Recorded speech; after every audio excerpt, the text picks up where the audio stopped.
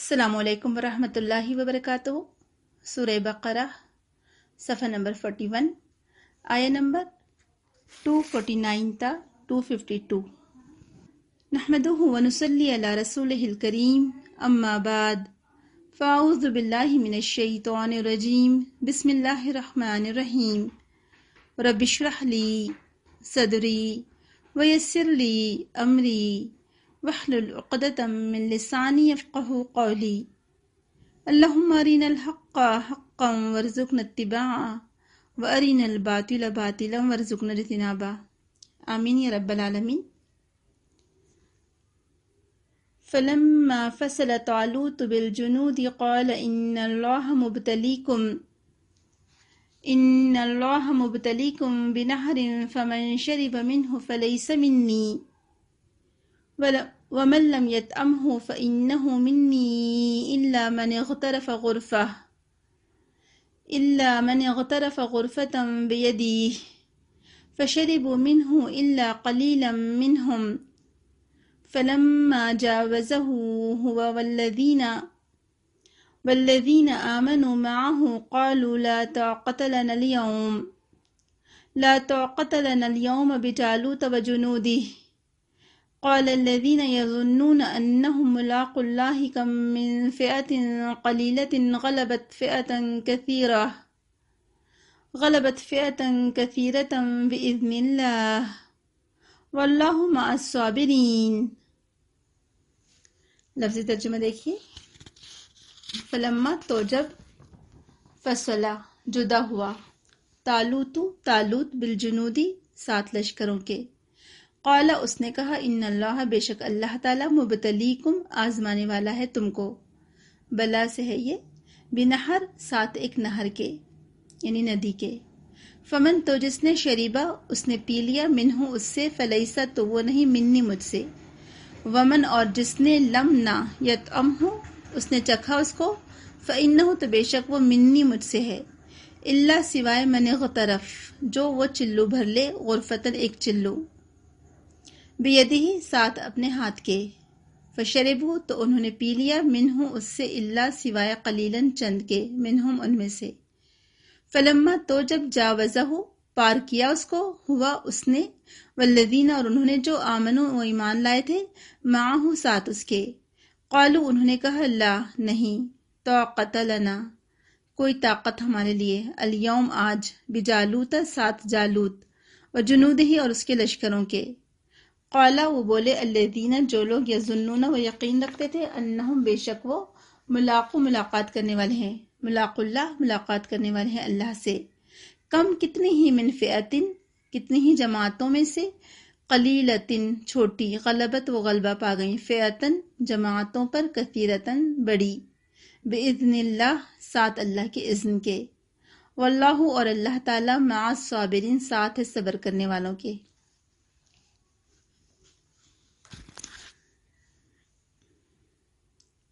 روانی والا ترجمہ دیکھیے۔ پھر جب طالوت اپنے لشکروں سمیت چل کھڑا ہوا تو اس نے ان سے کہا کہ راستے میں ایک نہر ہے جس سے اللہ تعالیٰ تمہاری آزمائش کرنے والا ہے، جس نے اس نہر سے سیر ہو کر پانی پی لیا وہ میرا ساتھی نہیں، میرا ساتھی وہ ہے جو اسے نہ چکھے، الا یہ کہ چلو بھر پانی لے لے۔ پھر سوائے چند آدمیوں کے سب نے سیر ہو کر اس نہر سے پانی پی لیا۔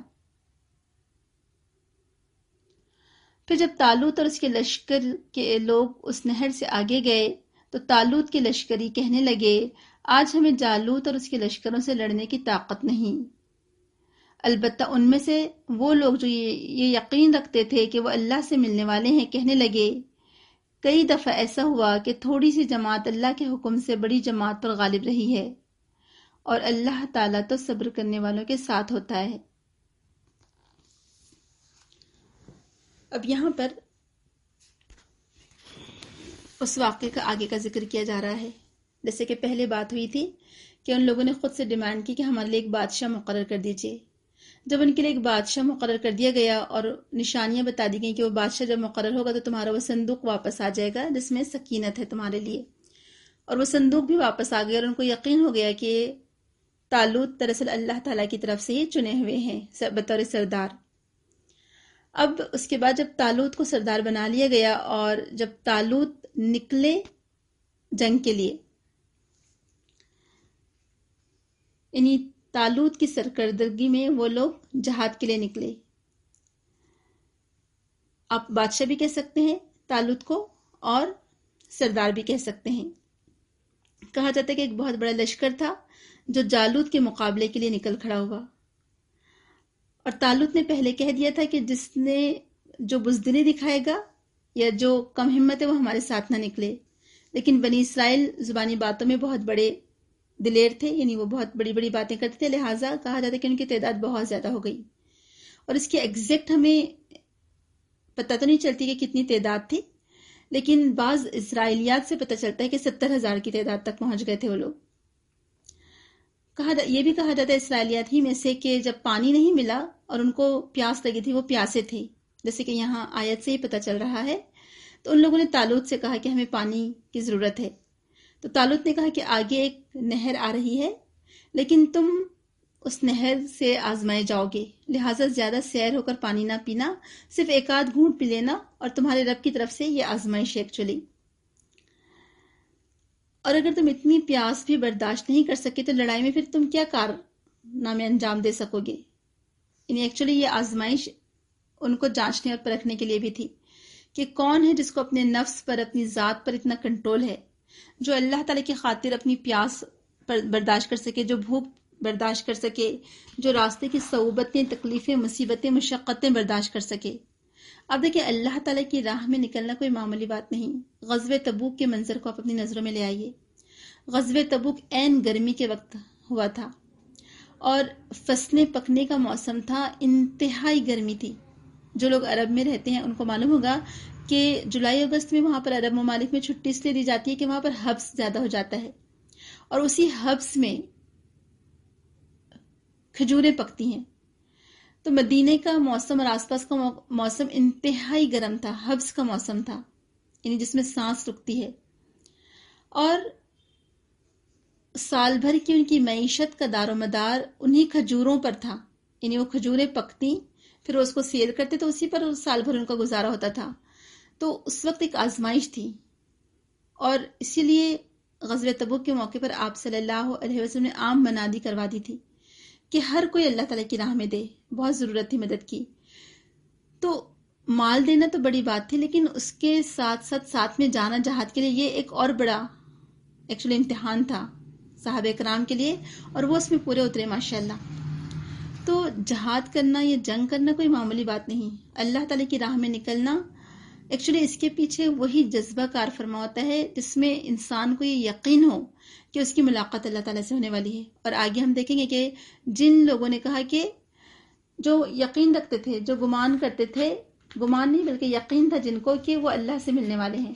یہ ظنون دونوں معنی ہوتے ہیں، اور یہاں پر یقین کے معنی میں آئے ہیں یہ ظنون، کہ جن کو معلوم تھا کہ ان کی اللہ تعالیٰ سے ملاقات ہونے والی ہے، تو انہوں نے بہت زیادہ ثابت قدمی کے ساتھ کہا کہ کوئی بات نہیں، نو پرابلم. اگر زیادہ تعداد ہے سامنے والوں کی اور ہماری تعداد کم ہے، تو ہمیشہ سے ایسا ہوتا ہے کہ کم تعداد والے لوگ، گروہ، وہ غالب آتا ہے زیادہ تعداد پر، کثیر تعداد پر. تو لہٰذا اب اللہ تعالیٰ کو یہ دیکھنا تھا، اور اللہ تعالیٰ نے اپنے جو بادشاہ اللہ تعالیٰ نے مقرر کیا تھا اپنے سردار کے ذریعے سے، جن کو اللہ تعالیٰ نے مقرر کیا، ان کے ذریعے سے یہ آزمایا. تو ایکچولی یہ جو آیت ہے، قرطبی کہتے ہیں، علامہ قرطبی کہتے ہیں کہ یہ ایکچولی یہ آیت ہمیں ابھار رہی ہے کس پر؟ اللہ تعالیٰ کی راہ میں جدوجہد کرنے پر، صبر کرنے پر، اور پیروی کرنے کے لیے، کہ جو بھی اللہ تعالیٰ کی طرف سے آزمائش آتی ہیں، جو مشکلات آتی ہیں، اس میں صبر کتنا ضروری ہے، اور ہمیں اپنے سردار کی اقتداء کرنا ضروری ہے جو سردار نے کہہ دیا. یعنی جب آپ راستے میں سفر میں ہیں، کسی امیر کی اطاعت میں آپ چل رہے ہیں، تو آپ کا جو امیر کہہ رہا ہے، آپ کا جو ذمہ دار، آپ کا جو سردار ہے، آپ کا بادشاہ آپ سے کہہ رہا ہے، آپ کو وہ فالو کرنا ضروری ہے. جیسے کہ یہاں پر طالوت نے کہا تھا کہ تم زیادہ نہ پینا، بلکہ کتنا پینا؟ من اغترف غرفہ، بس پانی میں سے تھوڑا سا پانی، جیسے ہم چلو بھرتے ہیں نا، تو یہاں پر اغترفہ چلو بھر پانی، یہ جو ہاتھوں کی ہم اوگ بنا کر پانی پیتے ہیں. جیسے آپ نے دیکھا ہوگا کہ اگر کہیں نل شروع ہے یا کہیں سے کوئی پانی کی دھار ڈالتا ہے، ہم اپنے دونوں ہاتھ ہتھیلیاں ملا لیتے ہیں تو کیسے ایک ہاتھ کا پیالہ سا بن جاتا ہے، تو کتنا پانی پیا جائے گا. تو انہوں نے پہلے بتا دیا کہ یہ تمہاری آزمائش ہونے والی ہے. لیکن انسان، اس کے جو اعمال ہیں، بعض انسانوں کے اعمال ایسے ہوتے ہیں جو ان کو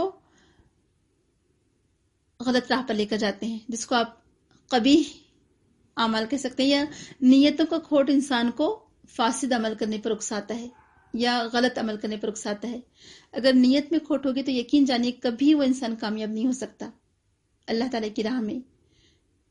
اور نیت کی ثابت قدمی، نیت کا خالص پن، آپ کو ہو سکتا ہے آپ کے پاس اسباب بہت کم ہو، وسائل بہت کم ہو، آپ کے پاس کوئی سورسز نہ ہو، آپ کے پاس کوئی ایسی چیزیں نہ ہو جس پر آپ سامنے والے سے مقابلہ کر سکے، جس کے بیس پر.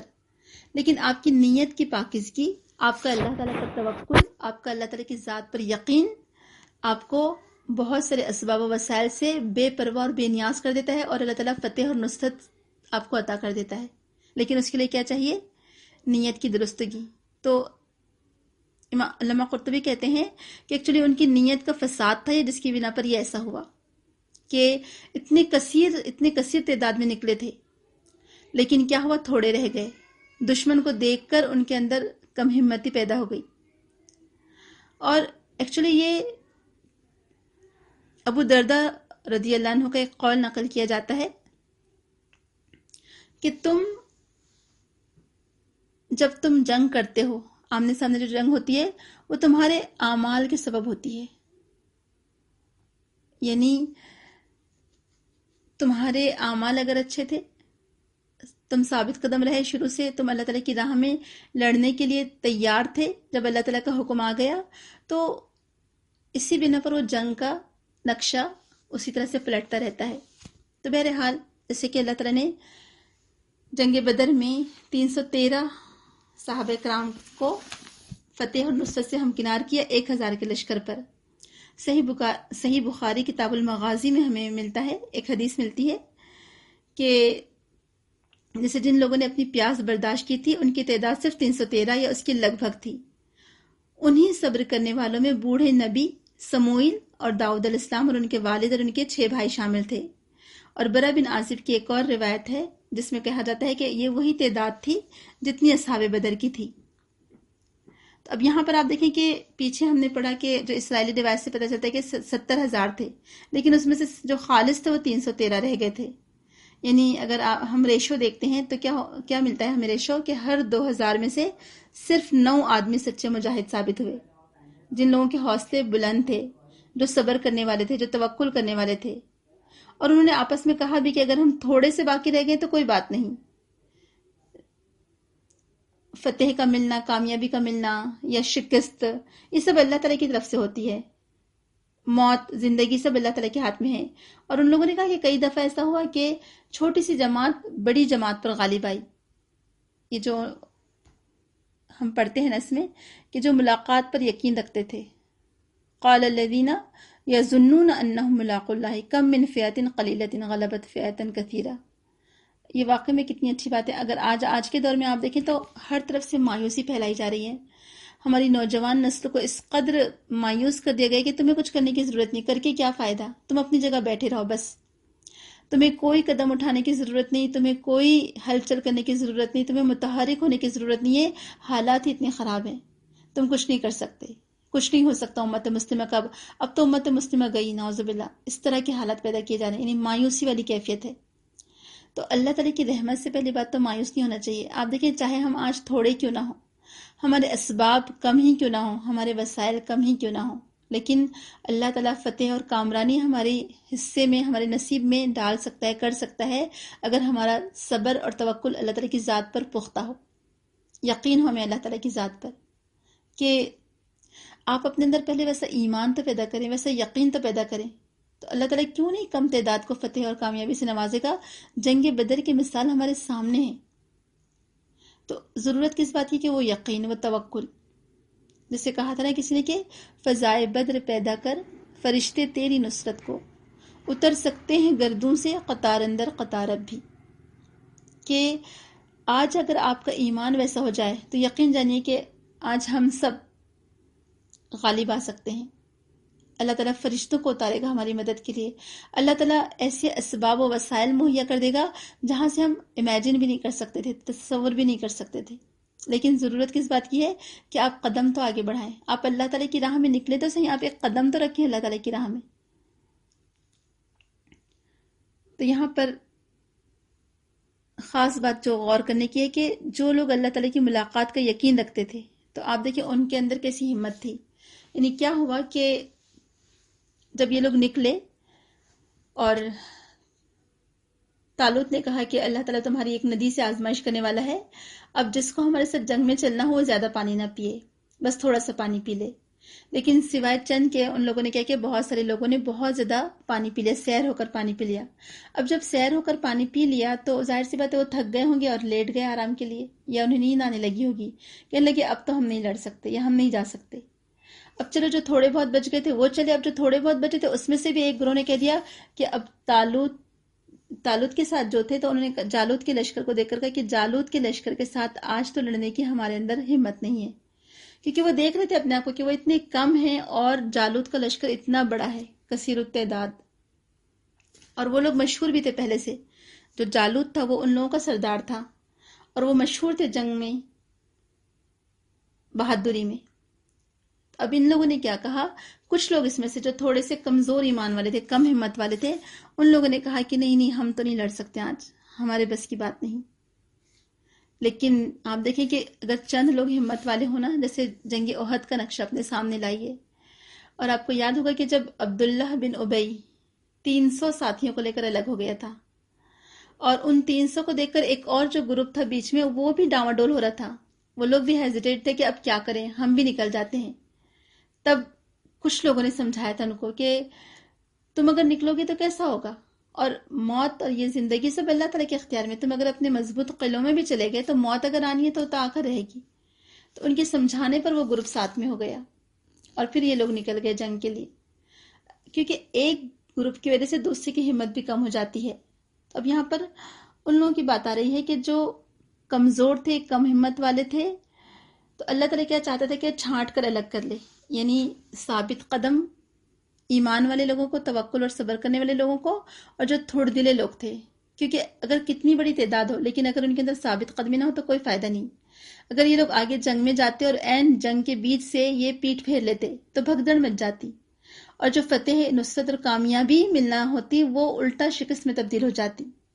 تو اسی لیے اللہ تعالیٰ نے کیا چاہا کہ چھانٹ کر پہلے ہی ایسے لوگوں کو الگ کر دیا جائے کہ جو کم ہمت ہیں، اور ان کو یہ ندی کے ذریعے سے آزمایا گیا. تو ہمیشہ یاد رکھیں کہ جب آپ اللہ تعالیٰ کی راہ میں قدم رکھتے ہیں، اگر آپ نے سوچ سمجھ کر ایز اے دائی اس فیلڈ میں قدم رکھا ہے، آپ کسی انسٹیٹیوٹ، کسی ادارے، کسی جماعت، کسی آرگنائزیشن سے آپ جڑے ہیں، تو یقین جانے کہ اس راہ میں مشکلات آئیں گی، آزمائشیں آئیں گی. اور بعض اوقات آزمائشیں اپنے ہی لوگوں سے آتی ہیں، اپنے نفس کی طرف سے آتی ہیں، اپنے خاندان والوں کی طرف سے، اپنے گھر والوں کی طرف سے.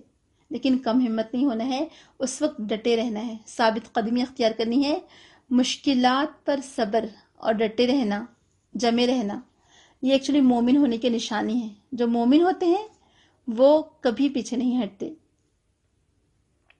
تو جو اللہ تعالیٰ کی ملاقات پر یقین رکھنے والے تھے، جن کو اللہ تعالیٰ کی ملاقات پر یقین تھا، انہوں نے کہا کہ نہیں، بلکہ کئی دفعہ ایسا ہوا انہوں نے صبر کی تلقین کی اپنے ساتھیوں کو اور کہا کہ بسا اوقات ایسا ہوا کہ چھوٹی یا تھوڑی سی جماعت بڑی اور بہت سی جماعتوں پر غالب آئی ہے اللہ کے حکم سے. یعنی اللہ تعالیٰ ہی کا اذن تھا. یعنی مومنوں نے صرف جنگ لڑی، اصل ہمت طاقت کس نے دی تھی؟ اللہ تعالیٰ نے. اصل کامیابی کس نے دی تھی؟ اللہ تعالیٰ نے. تو غلبہ پا لیتی ہیں ایسی جماعتیں کیونکہ اللہ تعالیٰ کے اختیار میں سب کچھ ہے. وہ جو چاہے کر دے، وہ چاہے تو جنگ کا پانسا پلٹ دے، وہ چاہے تو مشرکین پر اپنا رعب ڈال دے کہ وہ خود اپنے خیمے چھوڑ کر بھاگ نکلے، اپنا ساز و سامان چھوڑ کر بھاگ نکلے. عزت اور ذلت اللہ تعالیٰ کے اختیار میں ہے. اللہ تعالیٰ کی مدد کے بغیر اگر کتنا بھی بڑا گروہ ہو تو کوئی فائدہ نہیں. اگر اللہ تعالیٰ کی مدد ہے تو چھوٹا سا گروہ بھی غالب آ جاتا ہے. تو اللہ تعالیٰ صبر کرنے والوں کے ساتھ ہے. تو اللہ تعالیٰ کی مدد اور توفیق انہیں حاصل ہوتی ہے جو اللہ تعالیٰ کی مدد حاصل کرنے کی خواہش رکھتے ہیں. جو اللہ تعالیٰ سے دعا کرتے ہیں، جن کے اندر صبر ہے، جو اللہ تعالیٰ کی رضامندی چاہتے ہیں. تو اب یہ جو لوگ تھے، جو نیک لوگ تھے، جو مومن تھے، تو ان کی نصیحت کا کہا جاتا ہے اتنا اچھا اثر ہوا، اور پھر وہ بھی جالوت کے مقابلے پر آ گئے، اور پھر سب نے دعا کی. جو آگے دعا آ رہی ہے انشاءاللہ ہم پڑھیں گے، لیکن ان آیت سے پہلے سمجھ لیجیے کہ ہمیں کیا سیکھنے کو ملا. شیخ سعدی کہتے ہیں کہ اللہ تعالیٰ کی مدد سب سے بڑی نصرت ہے، سمجھے. اور اگر ہم چاہتے ہیں کہ اللہ تعالیٰ کی مدد آئے تو پھر اس کے لیے بندے کو صبر کرنا ہوگا. اللہ تعالیٰ کی مدد آ نہیں سکتی جب تک آپ صبر نہ کریں. تو صبر ضروری ہے اس راہ میں. اور آپ دیکھیں زندگی کے جو معاملات ہیں، ہمارے روزمرہ زندگی کے جو معاملات ہیں، اس میں بھی آپ دیکھیں کہ اس میں بھی اگر آپ صبر نہیں کرتے تو آپ دیکھیں ہر چیز ایسے لگتا ہے گویا ہمارے اختیار سے چلی گئی. اور صبر نہیں ہوگا تو جو چیز ہونی ہے وہی ہو کر رہے گی، لیکن آپ تکلیف میں پڑ جائیں گے. تو یہاں پر وہ بات بتائی گئی کہ کامیابی کے لیے مادی وسائل ضروری نہیں ہے، اور مادی وسائل ہے بھی تو ساتھ میں دعا کرنا اور اللہ تعالیٰ پر صبر، اللہ تعالیٰ پر توکل اور خود صبر کرنا بہت زیادہ ضروری ہے. تبھی جو ہے مدد آتی ہے، اور تبھی فتح اور کامیابی سے نوازے جاتے ہیں.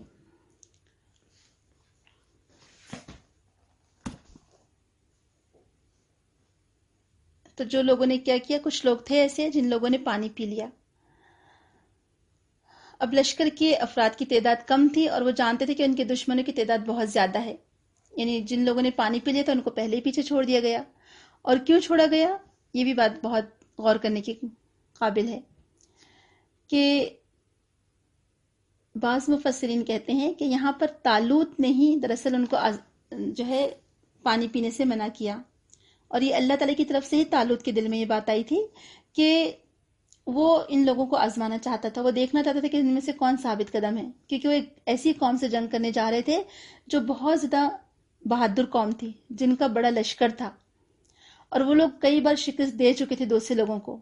تو جب ایسی غالب قوم سے وہ جنگ کرنے جا رہے تھے جن کا لشکر کافی جرار تھا، تو ظاہر سی بات ہے اب طالوت کو بھی چاہیے تھا کہ اس کے پاس ایسے لوگ ہوں جو بہت بہادر ہوں، جو تھوڑ دلے نہ ہوں، جو ثابت قدم رہنے والے ہوں، جن کو یعنی جو ایسی قوت ارادی کے مالک ہوں، یا ان کے اندر ایسی قوت ہو جو خواہشات پر کنٹرول کرنے والے ہوں، جو جذبات پر کنٹرول کرنے والے ہوں، جو نعمتوں اور آسائشوں سے محرومی اور مشکلات میں چٹان بن جائیں، یعنی ان کو محرومیاں اور مشکلات اپنے راستے سے ہٹا نہ سکے، جو ضروریات اور حاجات سے اوپر اٹھ سکے، جو اطاعت کی راہ اختیار کرے اور اس راہ میں جو تکلیفیں آتی ہیں اس کو جھیل سکے، جو ایک آزمائش کے بعد دوسری آزمائش سے کامیابی کے ساتھ گزرتے چلے جائیں. تو اس لشکر کے قائد کے لیے ضروری تھا کہ وہ اپنے لشکر کی قوت ارادی کو جانچے، پرکھے، دیکھے، اس کی مضبوطی اور صبر کا امتحان لے، اور دیکھے کہ لشکر آیا خواہشات کے پیچھے پڑا رہتا ہے یا خواہشات کو کنٹرول کرنے والا ہے. اسی لیے پانی پینے کے لیے کہا گیا کہ پانی تھوڑا سا پینا، زیادہ نہ پینا. اب جو لوگ کم ہمت تھے، جن کے اندر صبر توکل نہیں تھا، تو انہوں نے بہت زیادہ سیر ہو کر پانی پیا. فشربوا منہ الا قلیلا منہ، تو تھوڑے سے افراد کے سوا سب نے ندی کا پانی خوب پیا. جب پانی پیا سیر ہو کر پیا، جبکہ طالوت نے انہیں اس بات کی اجازت نہیں دی تھی اور کہا تھا کہ صرف چلو بھر پانی پی سکتے ہیں تاکہ پیاس کی شدت میں کمی آ جائے، لیکن ان لوگوں نے کیا کیا، خوب پی لیا سیر ہو کر. تو اب طالوت یہ جانچنا چاہتا تھا کہ کون ہے جو پیچھے رہنا چاہتا ہے، کون ہے جو آزمائش میں ناکام ہوا اور جو جنگ سے پھر پیچھے ہٹ گیا. تو بہرحال اس سے یہ بھی بات معلوم ہوتی ہے کہ جب بھی کوئی ہمیں کام درکار ہو، کوئی ٹاسک ہمارے ذمہ دیا گیا ہو، اس سے پہلے اپنے ساتھیوں کو ایک امتحان سے گزارنا ضروری ہے، تاکہ پھر پتہ چل جائے کہ کون اس راہ میں ثابت قدم رہ سکتا ہے اور کون تھوڑ دلا ہوتا ہے. اور دوسری اہم بات اس آیت میں جو پتہ چلی کہ جن کو اللہ تعالیٰ کی ملاقات پر یقین تھا، یعنی جو آخرت کے دن پر یقین رکھتے تھے، جن کو معلوم تھا کہ لوٹ کر ہمیں اللہ کے پاس جانا ہے،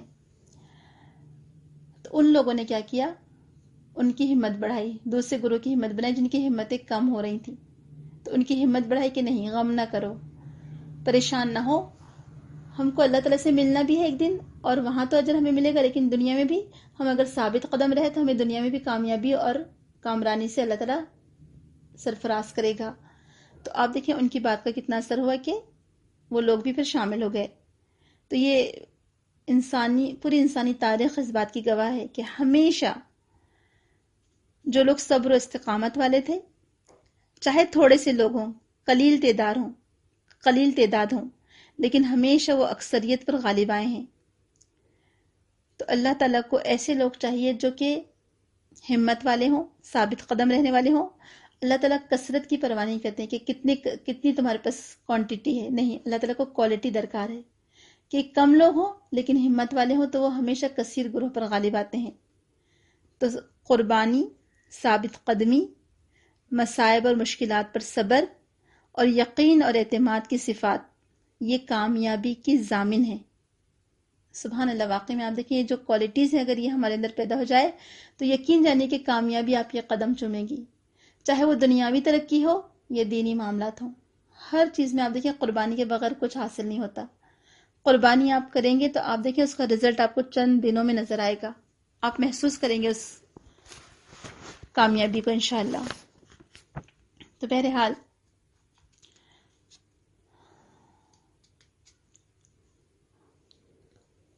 پھر تیسری ایک اہم بات یہ پتہ چلتی ہے اس آیت سے کہ بار بار آپ دیکھ رہے ہیں کہ بِإِذْنِ اللہ، کہ وہ ان کے ذہن میں کیا بات ہے جو ایمان والے ہیں کہ جو بھی کچھ ہوتا ہے فتح اور کامیابی کامرانی اللہ تعالیٰ کی طرف سے ہے.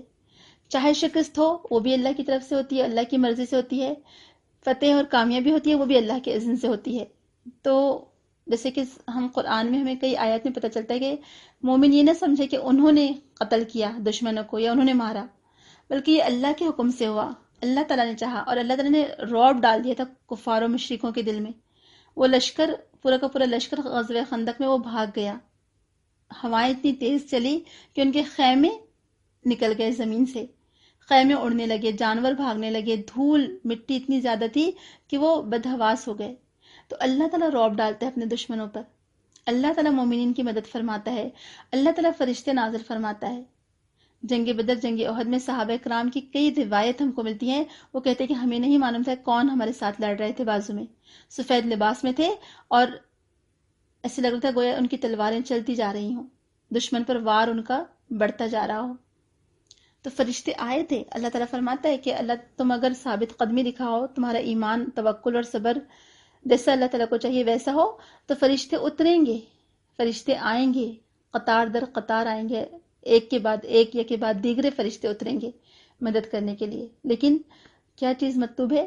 استقامت، ثابت قدمی، یہ ضروری ہے. تو بہرحال ان لوگوں کی ایک خاص بات ہمیں نظر آتی ہے اس آیت میں کہ وہ بِإِذْنِ اللہ.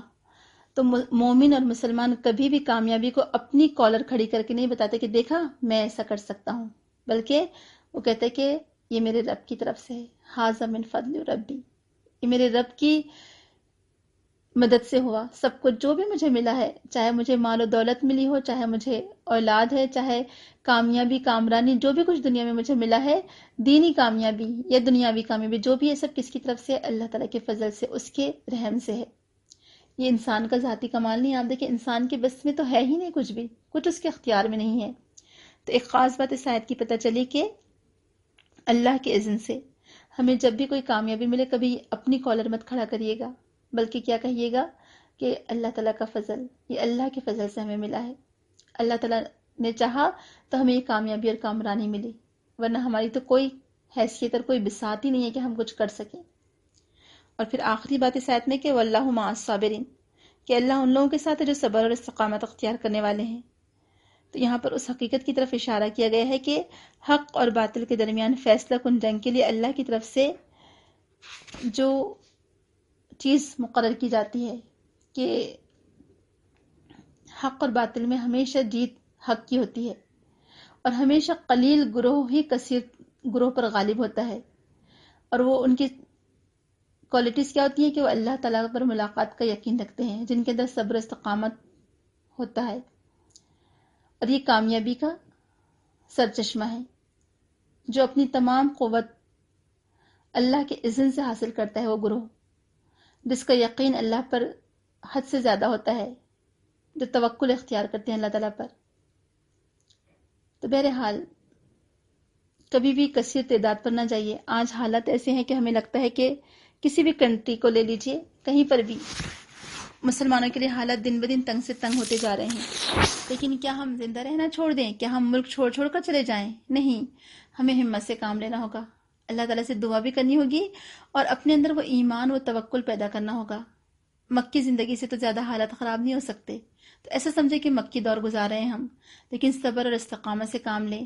اپنے لیے ایسی حکمت عملی اور ایسی ہم اللہ تعالیٰ سے دعا کر کے پلاننگ کریں کہ جس کی وجہ سے دشمن ہمارے دوست بن جائیں، اور ہمیں ایسا امن والا ماحول میسر آئے جس میں ہم اللہ تعالیٰ کی بندگی، اللہ تعالیٰ کی اطاعت، اللہ تعالیٰ کی عبادت ہم آزادی سے کر سکیں انشاءاللہ.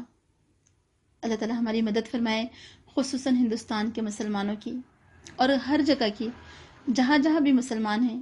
ہم سب جانتے ہیں مسلمانوں کے ساتھ آج کیا ہو رہا ہے. تو بہرحال جیسے کہ حدیث میں آتا ہے کہ آپ صلی اللہ علیہ وسلم نے فرمایا تھا کہ ایک وقت ایسا آئے گا کہ اسلام کو فالو کرنا یا دین کو فالو کرنا آگ کا انگارہ ہاتھ میں لینے کے برابر ہوگا. اور آج ویسے یہ یقین جانیے کہ جب آپ ایمان کا دعویٰ کرتے ہیں، جب آپ ایمان کے بارے میں کہتے ہیں کہ میں مومن ہوں، اپنے ایمان کا اقرار کرتے ہیں آپ، یقین جانیے کہ پھر سامنے والوں کی نظریں بدل جاتی ہیں.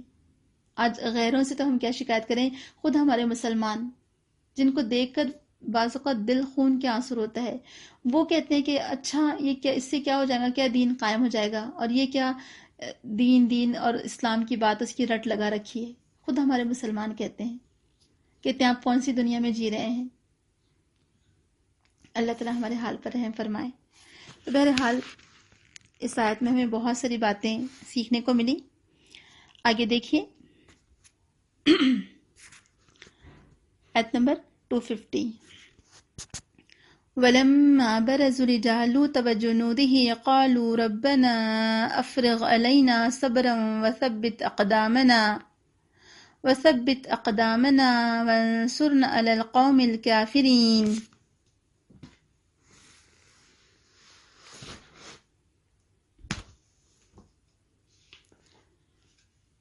ولما اور جب برزو وہ نمودار ہوئے، لجالوت لیے جالوت کے، وجنودہی اور لشکروں کے اس کے، قالو انہوں نے کہا ربنا اے ہمارے رب، افرغ تو انڈیل، علینا ہم پر، صبرن صبر، وثبت اور تو جما دے، اقدامنا قدم ہمارے، وانصرنا اور تو مدد فرما ہماری، علی القوم الکافرین اوپر کافر قوم کے یا کافروں کے.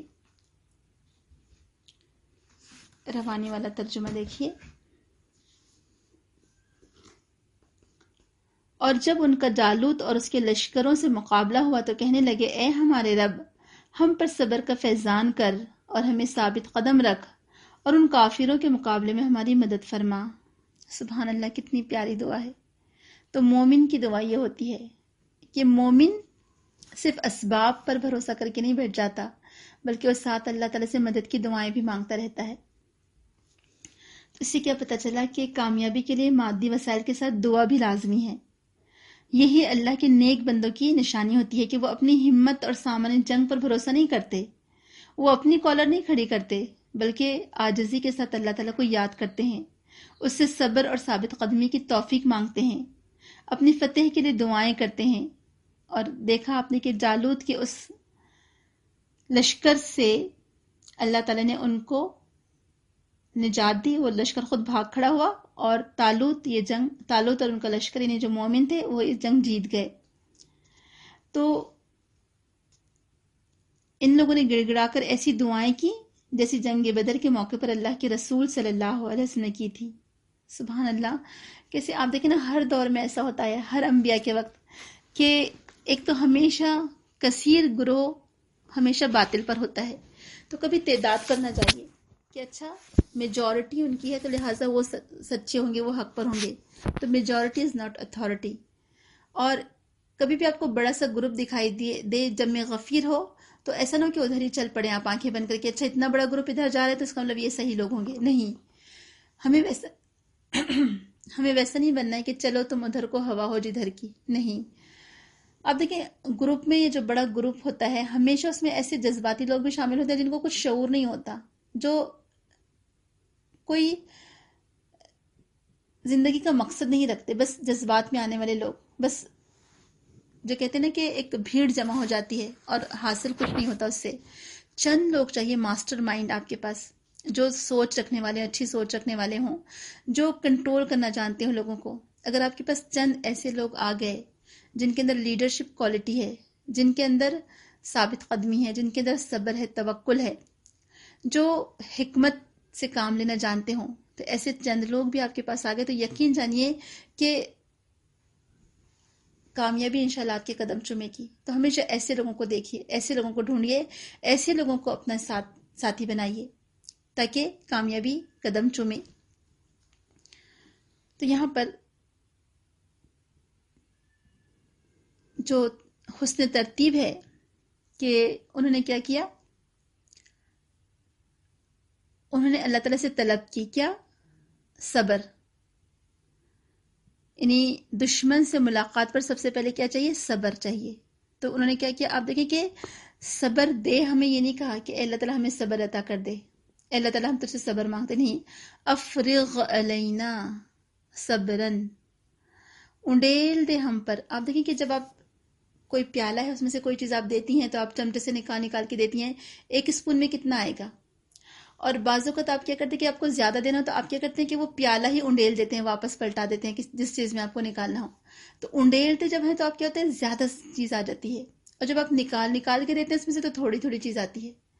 تو سبحان اللہ کتنا بہترین لفظ ہے یہاں پر، اور یہ دعا کی ہم کو آج سخت ضرورت ہے کہ اللہ تعالیٰ ہم پر صبر انڈیل دے، ہم پر صبر کا فیضان کر دے، جیسے تیز موسلادھار بارش ہوتی ہے نا، وہ ہے یہاں پر بات کہ انڈیل دے اللہ تعالیٰ ہم پر صبر۔ اس کا مطلب ہے صبر تھوڑا چھوٹا موٹا نہیں چاہیے، بلکہ صبر کی جو کوانٹٹی ہے وہ بہت زیادہ مقدار میں چاہیے۔ یعنی صبر اگر چھوٹا موٹا ہو، تھوڑا سا ہو تو کوئی فائدے کا نہیں، بلکہ صبر زیادہ ہونا چاہیے۔ یوسف علیہ السلام کے والد نے کیا کہا تھا نا کہ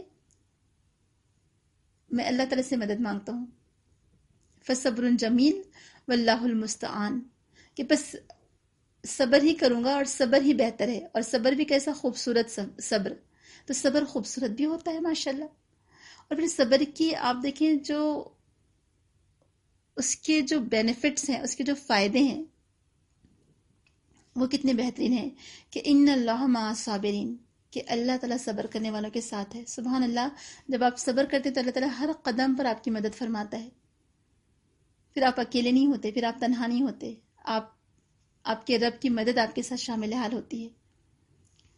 تو یہاں پر جو حسن ترتیب ہے، آپ دیکھیں کہ پہلے انہوں نے کیا طلب کیا؟ صبر، کہ افراغ الصبر علی قلوبہم عند اللقاء، کہ دلوں پر صبر کا فیضان جب ملاقات ہو دشمن سے۔ اور دوسرا ثابت قدمی، ثابت قدمی کب؟ جب دشمن سے ملاقات ہو، اس وقت کے پیٹ پھیر کر نہ جائیں۔ تو صبر کی جو حیثیت ہے آپ دیکھیں کہ اس کا جو مقام ہے، اس کی جو حیثیت ہے وہ سب سے اول ہے۔ اور تیسری چیز کیا ہے کہ اللہ تعالیٰ سے نصرت، کہ جب دشمن سے ملاقات ہو تو اللہ تعالیٰ سے نصرت کی دعا کی جائے، کیونکہ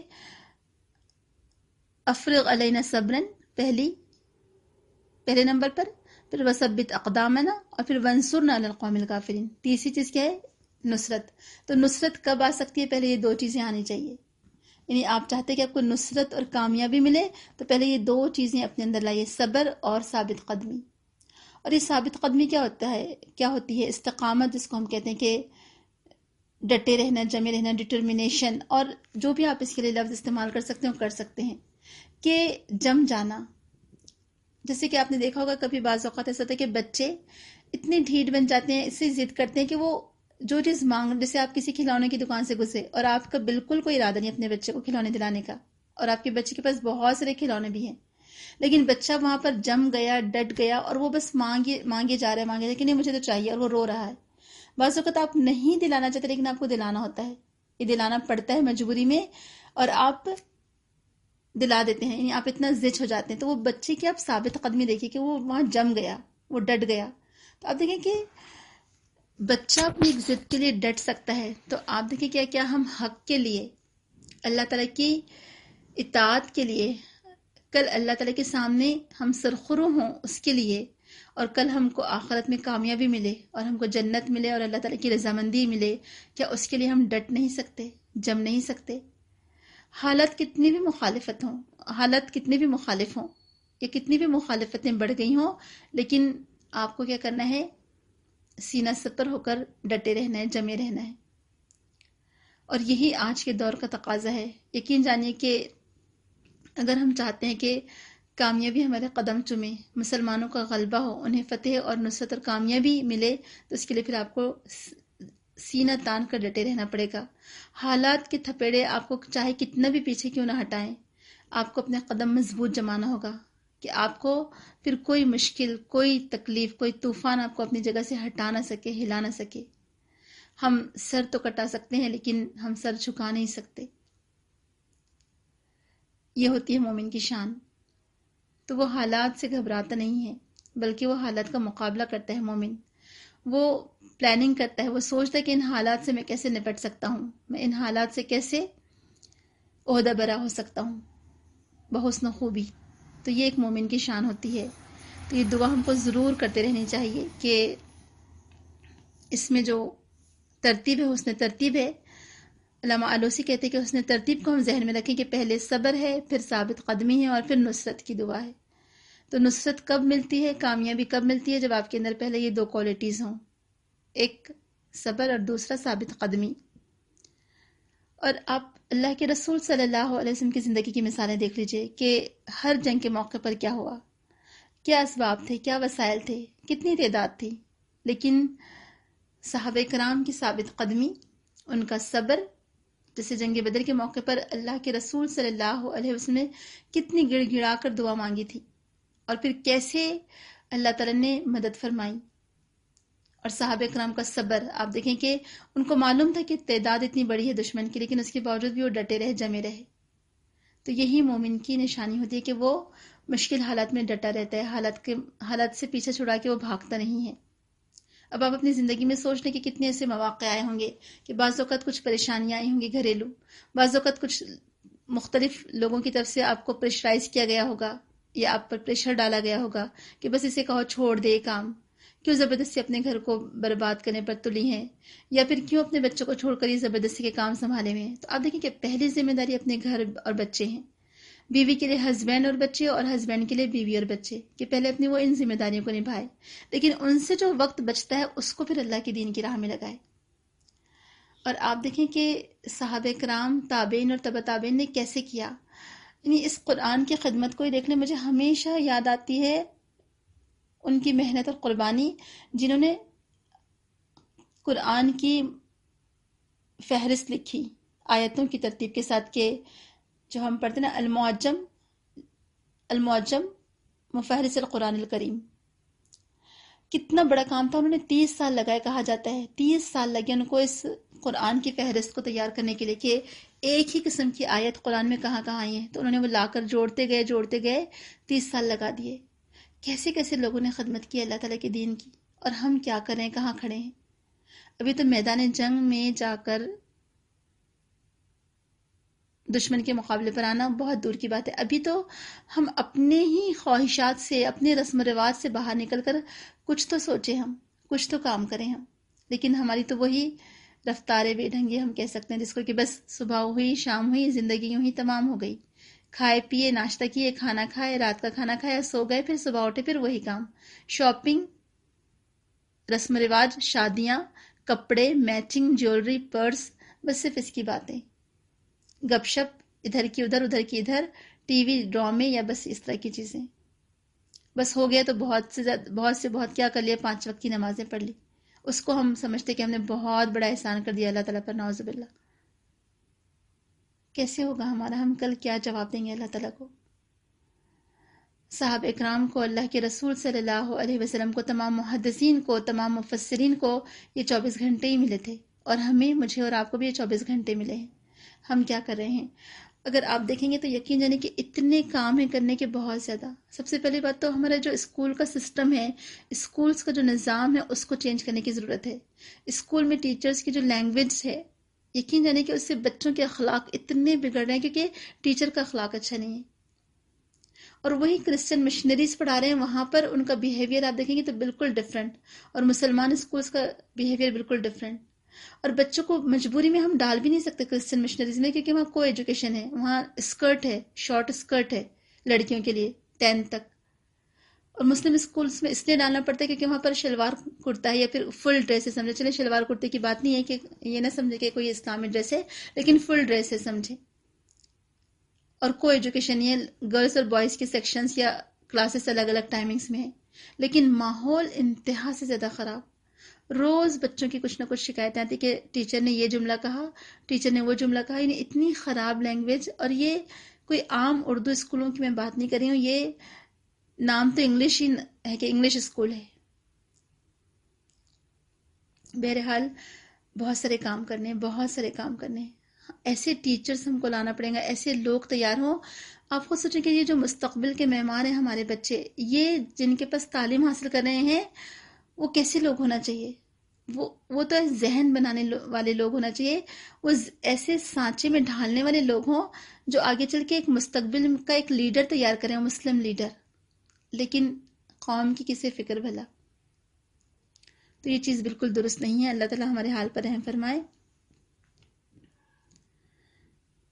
تو دعا ضروری ہے، اسباب و وسائل کے ساتھ ساتھ دعا بھی ضروری ہے. اور صرف دعا کرنے سے بھی نہیں ہوتا. بعض اوقات کچھ لوگ بہت غلط سوچ رکھتے ہیں کہ کہتے ہیں بس دعا کر لی ہم نے. تو دعا کرنے سے نہیں ہو سکتا، ہاتھ پر ہاتھ دھرے بیٹھے رہنے سے نہیں ہوگا. دعا اور دوا دونوں ضروری ہے. آگے دیکھیے آیت نمبر 251. فَهَزَمُوهُمْ بِإِذْنِ اللَّهِ وَقَتَلَ دَاوُودُ جَالُوتَ وَآتَاهُ اللَّهُ الْمُلْكَ وَالْحِكْمَةَ وَعَلَّمَهُ مِمَّا يَشَاءُ وَلَوْلَا دَفْعُ اللَّهِ النَّاسَ بَعْضَهُم بِبَعْضٍ لَفَسَدَتِ الْأَرْضُ وَلَكِنَّ اللَّهَ ذُو فَضْلٍ عَلَى الْعَالَمِينَ.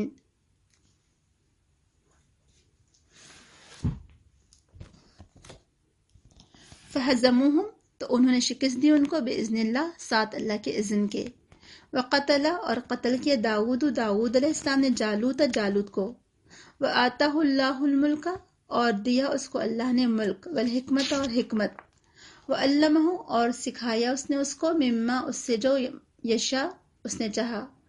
ولولا اور اگر نہ دفع اللہ ہٹانا ہوتا اللہ کا، الناس لوگوں کو، بعدہم بعض کو ان میں سے، ببعدن بذریعے بعض کے، لفسدت الارض البتہ بگڑ جاتی زمین. ولیکن اور لیکن اللہ ذو فضل فضل والا ہے، علی العالمین اوپر تمام جہان والوں کے. سبحان اللہ.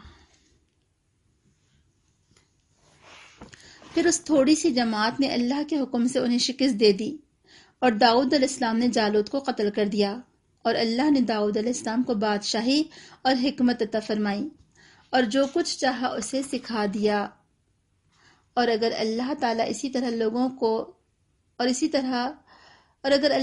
طرح لوگوں کے ایک شرپسند گروہ کو دوسرے صالح گروہ سے ہٹاتا نہ رہتا تو زمین میں فساد ہی مچا رہتا. لیکن اللہ تعالیٰ اقوام عالم پر بڑا فضل کرنے والا ہے. سبحان اللہ. یعنی یہ اللہ تعالیٰ کا کتنا بڑا فضل اور رحم ہے کہ اللہ تعالیٰ ہمیشہ ایک گروہ سے دوسرے گروہ کو ختم کرواتا ہے. یعنی جو فساد کرنے والا گروہ ہے اس کو اللہ تعالیٰ زمین سے ختم کرواتا ہے صالح گروہ کے ہاتھوں، کیونکہ اگر اللہ تعالیٰ ایسا نہ کرتا تو زمین کا نظام بگڑ جاتا. اب یہاں پر ہم دیکھتے کہ کیا ہوا، کہ کہا جاتا ہے کہ داؤد علیہ السلام یہ اپنے بھائیوں میں سب سے چھوٹے تھے، لیکن بہت زیادہ ایکٹیو، بہت پھرتیلے، مضبوط تھے اور طاقتور بھی تھے. اور یہ بھی ساتھ میں پتہ چلتا ہے کہ بہت اچھے نشانہ باز بھی تھے. اسرائیلیات ہی سے پتہ چلتا ہے کہ وہ اپنے بکریوں کو چرانے کے لیے لے جاتے تھے، تو اس بنا پر ان کے پاس ہمیشہ ایک غلیل ہوتی تھی جس سے وہ پتھر لگا کر نشانہ لیتے، تو اگر کوئی درندہ ان کی بکریوں کو آتا کھانے کے لیے تو وہ اس کو ہٹا دیتے، اس کو مار بھگاتے. تو بہرحال ان کو ایک اچھے نشانے کی عادت تھی. جب مقابلہ شروع ہوا تو جالوت خود سامنے آیا اور کہا جاتا ہے کہ اس نے آ کر دعوت مبارزت دی، یعنی مقابلے کے لیے پکارا. اور یہ بھی بتایا جاتا ہے کہ وہ سب پوری کی پوری طرح سارے کا سارا لوہے میں ڈوبا ہوا تھا، صرف چہرہ اور اس کی آنکھیں کھلی تھیں. تو داؤد علیہ السلام نے کہا جاتا ہے کہ کچھ پتھر اس غرض سے اٹھا لیے تھے کہ آپ اس سے یعنی دشمن پر حملہ کریں گے، ماریں گے. جیسے آپ نے دیکھا ہوگا بچے کھیلتے تھے بچپن میں، تو یہ کھیل بہت ہوا کرتا تھا، غلیل جس کو کہتے ہیں، یا پھر فلاخن بھی کہا جاتا ہے. یعنی ربر جیسی ایک اسٹک ہوتی ہے اور دو طرف اس کی اسٹک نکلی ہوتی ہے، اس میں ربر جیسی کوئی چیز بنی ہوتی ہے، جو آپ اس کو لمبا سا کھینچے تو وہ ٹرن ہو کر واپس چیز بہت دور تک جاتی ہے. تو بہرحال غلیل مجھے معلوم ہے کہ سبھی کو معلوم ہوگی، یہ چیز دیکھی ہوگی آپ لوگوں نے. تو اس میں پتھر رکھ کر جب زور سے پیچھے کھینچو تو پتھر دور جا کر گرتا ہے، لگتا ہے نشانہ. تو داؤد علیہ السلام نے وہ نشانہ لیا، اور کہا جاتا ہے کہ جو حصہ اس کا کھلا تھا صرف آنکھیں کھلی تھی کہا جاتا ہے، تو وہاں پر انہوں نے اس کا نشانہ لیا، اور وہ ایسے نشانے پر لگا کہ ایک ہی نشانے پر وہ ڈھیر ہو گیا. جالوت، اس کی ڈیتھ ہو گئی. جب لوگوں نے دیکھا کہ ان کا بادشاہ یا ان کا سردار، ان کا لیڈر گرا پڑا ہے یا اس کو ختم ہو گیا، تو ان کے حوصلے پست ہو گئے اور وہ بھاگ نکلے یا واپس بھاگ گئے. تو یہاں پر اللہ تعالیٰ نے داؤد علیہ السلام کی تعریف کی ہے کہ سب سے پہلے تو جو جملہ ہے یہاں پر ایک یہ بھی آپ دیکھ لیجئے کہ قتل داؤد جالوتا. اگر آپ کو گرامر سمجھنا ہے تھوڑا بہت تو آپ دیکھیں کہ جو اعراب ہوتے ہیں، یعنی گرامر میں دو قسم کی چیزیں ہوتی ہیں. ایک اعراب ہوتا ہے جو ہر لفظ کے آخر کے لفظ کی جو حرکت ہوتی ہے، تو اس سے بھی جو فاعل اور مفعول ہے وہ چینج ہو جاتے ہیں. تو قتل کیا، ٹھیک ہے، داؤدو، تو دال پر آخر میں پیش آ گئے تو اس سے مطلب کیا بن گیا کہ داؤد علیہ السلام نے. تو سبحان اللہ، آپ دیکھیں عربی کی فصاحت اور بلاغت کے، عربی زبان میں جو اعراب ہیں اس کے بھی معنی ہوتے ہیں. یعنی وہ اعراب بھی اپنے اندر کتنے بڑے معنی پنہا رکھتے ہیں کہ اس کے اندر فاعل اور مفعول چھپا ہوتا ہے. یعنی ہمارے یہاں پر تو جو اعراب ہے زبر زیر پیش ہے، اس کے کوئی معنی نہیں ہوتے، ہم سب جانتے ہیں، لیکن عربی زبان میں اعراب کے بھی اندر معنی ہوتے ہیں. تو داؤد علیہ السلام نے جالوتا، تا پر زبر آ گیا تو جالوت کو، تو تا پر زبر لگنے سے کو بن گیا وہ، اور دال پر آخر میں پیش آنے سے وہ نے بن گیا. یعنی فائل کون تھا، یعنی قتل کرنے والے کون تھے، داؤد علیہ السلام تھے، اور مفعول کون تھا، یعنی جس پر اثر ہوا اس کام کا، وہ جالوت تھا. تو یہ ہمیشہ گرامر میں یہ جملہ کوٹ کیا جاتا ہے. جو گرامر کی بکس آپ پڑھیں گے جب بھی کبھی تو آپ دیکھیں گے کہ گرامر میں فاعل اور مفعول کو سمجھانے کے لیے یہی والا جملہ یوز کیا جاتا ہے. قرآن کا یہ سب سے بیسٹ جملہ ہے فاعل اور مفعول کو سمجھانے کے لیے اور اعرابی حالت بتانے کے لیے. یہ بھی الحمدللہ قرآن کا ایک اعجاز ہے. تو اب یہاں پر اللہ تعالیٰ فرما رہے ہیں کہ داؤد علیہ السلام نے جالوت کو قتل کر دیا، اور اللہ تعالیٰ نے عطا کی داؤد علیہ السلام کو بادشاہت اور حکمت، اور ان کو سکھایا جو کچھ اللہ نے چاہا. سبحان اللہ، اس سے پتہ چلتا ہے کہ داؤد علیہ السلام کو کتنی ساری صلاحیتیں دی گئی تھیں کہ ایک تو ان کو بادشاہت دی گئی، اور جیسے کہ ہم پیچھے پڑھتے ہیں کہ بنی اسرائیل میں نبی ہی بادشاہ ہوتے تھے، وہی سب فیصلے کرتے، وہی حکومت کا کام چلاتے، اور وہی جہاد بھی کرتے تھے، سارے کام وہی کرتے تھے.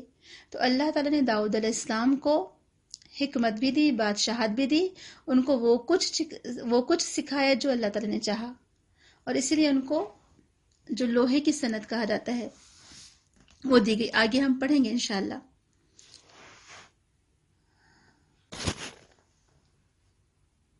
کہ داؤد علیہ السلام کو اللہ تعالیٰ نے لوہے کی جو صنعت ہوتی ہے اس کی کاریگری میں اللہ تعالیٰ نے ان کو ماسٹر کیا تھا، اس کا علم سکھایا تھا. تو وہ ایسی لوہے کی زرہ بناتے تھے کڑیوں والی کہ جس سے مطلب جنگ کر سکے، نہیں جو جنگی لباس ہوتے تھے وہ بناتے تھے. وہ اللہ تعالیٰ نے ان کو اس میں ماشاءاللہ مہارت دی تھی، اور لوہا ان کے ہاتھ میں پگھل جاتا تھا. سبحان اللہ، آپ دیکھیں کہ کیسا ان کے پاس علم تھا. پھر اللہ تعالیٰ نے ان کو حکمت سے بھی نوازا تھا، بہترین فیصلہ کرنے والے تھے، بہت اچھے فیصلہ کرنے والے تھے. اور اللہ تعالیٰ نے فصل الخطاب سے بھی ان کو نوازا تھا کہ بہترین خطاب کرنے والے. یعنی کتنی ساری کوالٹیز جمع تھی ماشاءاللہ ان میں. اور ایک دفعہ ابو موسیٰ اشعری رضی اللہ عنہ تلاوت کر رہے تھے تو آپ صلی اللہ علیہ وسلم ان کی تلاوت سنتے رہے اور اتنا خوش ہوئے. یعنی آپ صلی اللہ علیہ وسلم ان کے دروازے کے باہر رک گئے، کئی دیر تک کھڑے رہے، سنتے رہے، اور دوسرے دن کہا کہ اے ابو موسیٰ، میں تمہاری تلاوت سننے کے لیے تمہارے دروازے کے باہر رک گیا تھا. تو کہنے لگے کہ اللہ کے رسول اگر مجھے بتا دیتے تو میں اور زیادہ لمبی قرات کرتا، اور آپ نے دراصل ان کو یہ بتانا چاہا کہ میں کتنا خوش ہوا تمہارے قرات سے. اور پھر آپ نے ایک دفعہ ان سے کہا تھا کہ ابو موسیٰ اشعری تمہیں لہن داؤدی سے ایک حصہ دیا گیا ہے، کہ داؤد علیہ السلام اتنی بہترین قرات کیا کرتے تھے. زبور جو کہ ایک آپ کہہ سکتے ہیں اس کو نظم کی صورت میں تھے، یعنی منظوم تھی وہ کتاب، جس میں ایک جیسے الفاظ ہوتے ہیں، ریمنگ ورڈز جس کو ہم کہتے ہیں.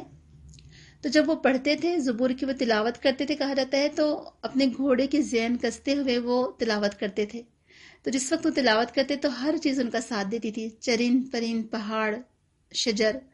سبحان اللہ، کیسی آواز ہوگی نا. ہمیشہ جب بھی داؤد علیہ السلام کا واقعہ آتا ہے دل چاہتا ہے کہ ان کی قرات سنیں کہ کیسی ہوگی ان کی قرات. اور اللہ کے رسول نے ایک دفعہ ان کے بارے میں فرمایا تھا کہ اللہ تعالیٰ کو اپنے بندے داؤد علیہ السلام کا روزہ بہت محبوب تھا، کیونکہ داؤد علیہ السلام ایک دن روزہ رکھتے تھے اور ایک دن روزہ نہیں رکھتے تھے.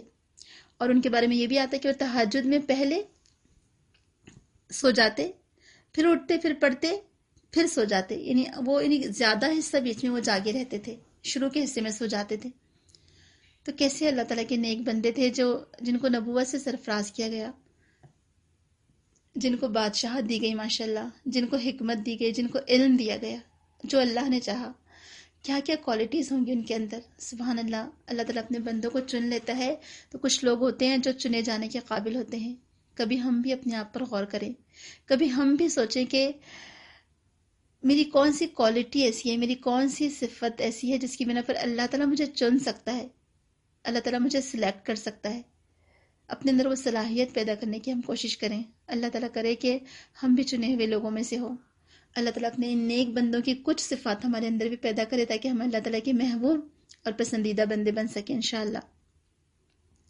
تو بہرحال اللہ تعالیٰ نے ان کو حکمت، علم سب کچھ دیا. تو یہاں پر بادشاہت کی فضیلت بھی بتائی گئی کہ انسان بادشاہت کو برا نہ سمجھے. یہ اللہ تعالیٰ کی طرف سے ایک اعزاز تھا جو ان کو دیا گیا. اور اگر یہ چیز ناپسندیدہ ہوتی تو اللہ تعالیٰ اپنے نبیوں کو بادشاہت نہ دیتا. اور پھر داؤد علیہ السلام، اس کے بعد اللہ تعالیٰ نے سلیمان علیہ السلام کو بھی ایسی بادشاہت دی جو اللہ تعالیٰ نے کسی کو نہیں دی. تو دین اور بادشاہت اس میں کوئی سپریشن نہیں ہے، یعنی دونوں ساتھ ساتھ ہیں. اور آپ دیکھیں کہ کوئی بھی حکم کو نافذ کرنے کے لیے آپ کے پاس پاور کا ہونا ضروری ہے، قوت اور اقتدار کا ہونا ضروری ہے. آپ اگر کتنی بھی اچھے حکمت والے ہوں، کتنا بھی آپ کے پاس علم ہو، لیکن اگر آپ کے پاس پاور نہیں ہے، آپ کے پاس اقتدار نہیں ہے، آپ کے پاس کنٹرول نہیں ہے، تو آپ دیکھیں آپ کوئی بھی حکم نافذ نہیں کر سکتے. تو لہٰذا بادشاہت یا حکومت یہ کوئی بری چیز، معیوب چیز نہیں ہے. اللہ تعالیٰ اگر ایسی معیوب چیز ہوتی تو اللہ تعالیٰ اپنے نیک بندوں کو نہ اس سے نوازتا. لہٰذا کبھی اس کو برا نہ سمجھے. پھر ایک اور بات ہمیں اس آیت سے پتہ چلتی ہے کہ جو اللہ کے نیک بندے ہوتے ہیں وہ دین کے محافظ ہوتے ہیں. حارث کا لفظ آیا ہے، کچھ مفسرین نے حارث کا لفظ استعمال کیا ہے اس کے لیے کہ جن کے پاس پاور، قوت اور اقتدار ہو. تو وہ اللہ تعالیٰ نے وہ قوت اور اقتدار ان کو اس لیے دیا ہے کہ وہ اس سے دین کی حفاظت کریں، دین کے محافظ بن سکیں. لیکن آج آپ دیکھ لیں کہ ہمارے لیڈرز کا کیا حال ہے کہ دین کے محافظ تو بہت دور کی بات ہے، وہ کیا بنے ہوئے ہیں. تو بہرحال یہاں اس آیت سے بات پتہ چلی کہ جب ہمیں کچھ ملے تو اس کو ہم ضائع نہ کریں. اگر اللہ تعالیٰ نے ہمیں کوئی صلاحیتیں دی ہیں تو، یا اگر ہم کو اللہ تعالیٰ نے پاور دیا ہے، کنٹرول دیا ہے، اقتدار دیا ہے، کچھ یعنی ہمارے اندر کچھ ہے، چاہے کچھ لوگ ہوں، چاہے کوئی ہمارے گھر کے افراد ہم پر ٹرسٹ کرتے ہوں اور وہ ہمارے کنٹرول میں ہوں، تو ہم کو ان کو دین کی حفاظت کے لیے ان کو استعمال کرنا ہے، اور ہم کو دین کی حفاظت کرنی ہے، نہ کہ اپنے پاور کا غلط استعمال کرنا ہے. پھر ایک اور بات ہمیں پتہ چلی کہ اگر اللہ تعالیٰ یہ کام نہ کرتا کہ کچھ نیک لوگوں کے ذریعے سے شر پسند لوگوں کو مٹاتا نہ رہتا تو زمین فساد سے بھر جاتی. تو یہ اللہ تعالیٰ کی سنت ہے کہ اللہ تعالیٰ زمین سے فساد ختم کرنے کے لیے ہمیشہ ایک گروہ ایسا رکھتا ہے جو زمین سے فساد کو ختم کرنے کی کوشش کرتا رہتا ہے، لگا رہتا ہے. جیسے آج ہو سکتا ہے آپ سے بہت سارے لوگ کہیں کہ اچھا کیا ضرورت ہے یہ سورہ بقرہ پڑھنے کی، اچھا کیا ضرورت ہے یہ تعلیم القرآن کرنے کی، کیا ضرورت ہے یہ لفظی ترجمہ اور تفسیر پڑھنے کی، چین سے بیٹھو آرام سے، اچھے تو مسلمان ہیں، 5 وقت کی نماز پڑھ لی بس کافی ہے. کیوں اپنی جان کو جوخم میں ڈال رکھا ہے؟ اور یہ ورک شیٹ کرنا اور یہ سب، تو آپ دیکھیں کہ اس سے آپ سیکھ کیا رہے ہیں. اس سے ایکچولی آپ اپنے دین کی حفاظت کر رہے ہیں اس سے. اور اگر ایسا نہ ہوگا، اگر ہم یہ سب کام چھوڑ دیں، اگر آج لوگ ہم سے کہتے ہیں بہت پیچھے پڑے رہتے کہ کیا فائدہ یہ سب کر کے، چین سے بیٹھ کیوں نہیں جاتے آپ لوگ، کیا ہو رہا ہے آپ لوگوں کے یہ کام کرنے سے، کہاں دنیا سے برائیاں مٹ گئیں، کہاں دنیا سے شر ختم ہو گیا، بلکہ برائیاں تو اور زیادہ عام ہو رہی ہیں. تو ایسے لوگوں کی باتوں پر ہم کو ہمت نہیں ہارنی ہے، ان کو کہنے دے جو کہتے ہیں. کیا شر کے پھیلنے سے اور برائیوں کے پھیلنے سے ہم کام چھوڑ دیں؟ ہم کو تو حکم دیا گیا ہے کہ امر بالمعروف اور نہی عن المنکر ہم کو آخر تک کرنا ہے. اللہ کے رسول فرماتے ہیں کہ صلی اللہ علیہ وسلم کے آخر تک، قیامت تک ایک جماعت ایسی رہے گی جو صحابہ کرام کے، جو سلف صالحین ان کے نقش قدم پر رہے گی، جو برائیوں کو مٹائے گی اور نیکیوں کو عام کرتی رہے گی. تو ہمیں ان میں شامل ہونا ہے. لوگ کرتے رہے، برے کام کریں، ہمارا کام ہے روکنا. اگر وہ نہیں رکتے ہیں تو پھر ان کی ذمہ داری ہے، لیکن اگر ہم نہیں رکیں گے تو ہم سے پوچھ ہو جائے گی، ہماری پکڑ ہوگی. تو اللہ تعالیٰ ہمیشہ ایسا کرتا رہتا ہے کہ اللہ تعالیٰ کچھ لوگوں کے ذریعے سے فساد کو ختم کرتا رہتا ہے. اگر ایسا نہ ہوتا تو زمین فساد سے بھر جاتی ہے. اگر کوئی بھی نیک کام نہ کرے، جس وقت صحابہ کرام تھے، تابعین، تبع تابعین تھے، ان لوگوں نے میدان جنگ میں جہاد کیا کفر کا غلبہ توڑنے کے لیے، کفر کے غلبے کو ختم کرنے کے لیے، تاکہ زمین فساد سے نہ بھرے. لیکن آج ہم دیکھتے ہیں کہ ایسی ہمت والے نہیں ہے کوئی. تو کم از کم اپنے لیول پر جو ہم کر سکتے ہوں، چھوٹے موٹے پیمانے پر، کہ برائیوں کو مٹائیں دنیا سے، برائیوں کو ختم کریں، برائیوں کی روک تھام کریں، برائیوں پر پابندی لگائیں، تو انشاءاللہ یہ بھی وہی کام ہوگا. تو اس آیت میں دراصل یہ بتایا گیا ہے کہ اللہ تعالیٰ نے زمین کا انتظام برقرار رکھنے کے لیے اپنا ضابطہ بیان فرمایا ہے، اور وہ یہ ہے کہ کسی قوم کو ایک خاص حد تک زمین میں غلبہ اور طاقت حاصل کرنے کی قوت اور توفیق دی جاتی ہے. پھر جب وہ قوم فساد کرنے لگتی ہے یا فساد میں مبتلا ہو جاتی ہے اور جو اس کی حدود ہیں اس سے آگے بڑھنے لگتی ہے، تو پھر اللہ تعالیٰ کسی دوسری قوم کو لے آتا ہے اور پھر اس پہلی والی قوم کا زور توڑ دیتا ہے. کیونکہ اگر اللہ تعالیٰ ایسا نہ کرتا اور ایک ہی قوم یا پارٹی کا اقتدار زمین پر ہمیشہ قائم رکھا جاتا، تو اس کا ظلم، اس کا تشدد پھر انتہا کو پہنچ جاتا. تو اللہ تعالیٰ ملک میں فساد پسند نہیں کرتا، لہٰذا اس فساد کو ختم کرنے کے لیے اللہ تعالیٰ دوسری قوم لاتا رہتا ہے تاکہ پہلی قوم کو پھر وہ ختم کر دے اور وہ فساد ختم ہو. تو لہٰذا ہمیں کوشش کرتے رہنی چاہیے. آگے دیکھیے، تلک آیات اللہ نتلوها علیک بالحق وانک لمن المرسلین. تلک آیات اللہ، وہ آیات ہیں اللہ کی، نتلوہا، ہم پڑھتے ہیں ان کو، علیک، آپ پر، بالحق، ساتھ حق کے، وانک، اور بے شک آپ، لمن المرسلین، البتہ رسولوں میں سے ہیں.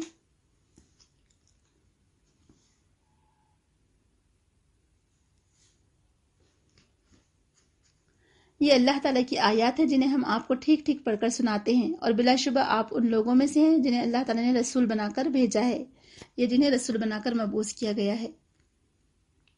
یہ آیت دراصل اس بات کی دلیل ہے کہ آپ اللہ کی طرف سے بھیجے ہوئے رسول ہیں. اور یہاں پر اللہ کے رسول کو جو آیات دی گئی تھی، یعنی جو آپ کو معجزات دیے گئے، جو یعنی یہ جو وحی کی باتیں ہیں، جو وحی آپ کے پاس آ رہی ہے، اور یہ جو آپ کو پرانی باتیں بتائی جا رہی ہیں، یہ بھی آپ کے معجزات میں سے، کہ کسی کو ویسے نہیں معلوم ہو سکتے تھے. یہ آپ پر وحی آ رہی ہے، لہٰذا آپ کو یہ بات معلوم ہوئی. تو بہرحال یہ جو واقعات تھے اللہ تعالیٰ نے آپ کو بتائے ہیں، اور ورنہ تو کوئی جانتا نہیں تھا یہ واقعات. نہ خود بنی اسرائیل ڈیٹیل میں جانتے تھے، نہ اہل مکہ جانتے تھے. یہ اللہ تعالیٰ نے وحی کے ذریعے سے آپ کو باتیں بتائی ہیں. تو یہ آپ کی رسالت کی دلیل ہے کہ آپ اللہ کے رسول ہیں، اور یہ سب آپ کے پاس جو خبریں آتی ہیں وہ اللہ تعالیٰ کی طرف سے آتی ہیں. تو اللہ تعالیٰ ہی اپنے بندوں میں سے جس کو چاہتا ہے اس طرح سے نوازتا ہے. اللہ کے رسول یہ ساری باتیں جو سنا رہے ہیں، یہ دلیل ہے کیونکہ آپ کے پاس وحی آتی تھی. تو ان آیات سے آج ہمیں بہت سارے سبق سیکھنے کو ملے.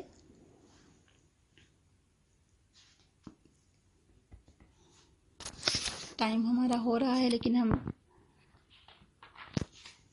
ایسا کرتے ہیں کہ ان آیات سے ہمیں کیا سبق سیکھنے کو ملے انشاءاللہ ہم نیکسٹ سٹنگ میں دیکھ لیں گے. ابھی یہیں ختم کرتے ہیں تاکہ آیت تو ہماری ختم ہو گئی ہیں تو اس کو ہم ختم کر سکیں. عمل والی جو پوائنٹ ہے اور قابل توجہ جو پوائنٹ ہے، اور ان آیت سے ہمیں کیا سیکھنے کو ملا، وہ انشاءاللہ ہم لوگ اگلی سیٹنگ میں دیکھ لیں گے. جزاک اللہ خیرن. سبحانک اللہم و بحمدک، نشہد ان لا الہ الا انت، نستغفرک و نتوب الیک. السلام علیکم ورحمۃ اللہ وبرکاتہ. فلما فصل طالوت بالجنود قال إن الله مبتليكم بنهر فمن شرب منه فليس مني ومن لم يطعمه فإنه مني إلا من اغترف غرفة بيده فشربوا منه إلا قليلا منهم فلما جاوزه هو والذين آمنوا معه قالوا لا طاقة لنا اليوم بجالوت وجنوده قال الذين يظنون أنهم ملاقو الله كم من فئة قليلة غلبت فئة كثيرة بإذن الله والله مع الصابرين. ولما برزوا لجالوت وجنوده قالوا ربنا أفرغ علينا صبرا وثبت أقدامنا وانصرنا على القوم الكافرين. فهزموهم بإذن الله وقتل داود جالوت وآتاه الله الملك والحكمة وعلمه مما يشاء ولولا دفع الله الناس بعضهم ببعض لفسدت الأرض ولكن الله ذو فضل على العالمين. تلك آيات الله نتلوها عليك بالحق وإنك لمن المرسلين.